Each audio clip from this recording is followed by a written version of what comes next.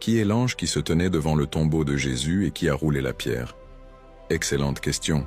Cet ange joue un rôle discret, mais ultra puissant. Ce n'est pas juste une apparition céleste, c'est un messager du ciel qui bouleverse l'histoire. Voici ce qu'on sait. Voici ce que dit le récit biblique dans Matthieu 28, 2-3. Et voici, il y eut un grand tremblement de terre, car un ange du Seigneur descendit du ciel, vint rouler la pierre et s'assit dessus.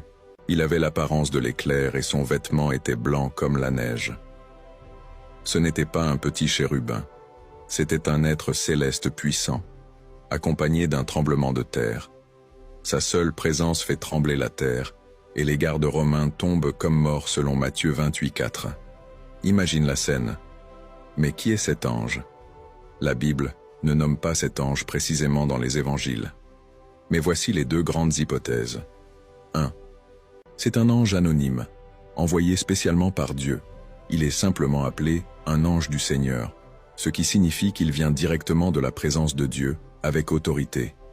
Son rôle est clair, annoncer la résurrection et ouvrir le tombeau, non pas pour que Jésus sorte, car il était déjà ressuscité, mais pour que les femmes et les disciples puissent voir qu'il n'est plus là. L'ange devient le premier prédicateur de la résurrection. Il n'est pas ici car il est ressuscité comme il l'avait dit. 2. Certains pensent que c'était l'archange Gabriel. Gabriel signifie « force de Dieu » et apparaît souvent comme le messager des grandes annonces divines, à Zacharie pour la naissance de Jean-Baptiste, à Marie pour l'annonce de Jésus. Il serait logique que celui qui annonce la venue de Jésus soit aussi celui qui annonce sa victoire sur la mort. Toutefois, la Bible ne le nomme pas ici, donc on ne peut pas l'affirmer avec certitude. Spirituellement, que signifie l'action de cet ange?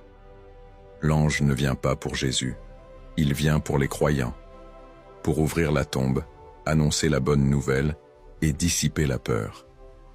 N'ayez pas peur, il est ressuscité, dit-il. Il symbolise aussi la puissance du royaume de Dieu sur la terre. Il roule la pierre, ce que personne d'autre ne pouvait faire. Il s'assoit dessus, comme pour dire « Ce qui vous faisait peur est maintenant vaincu. Gloire soit rendue à l'agneau de Dieu. »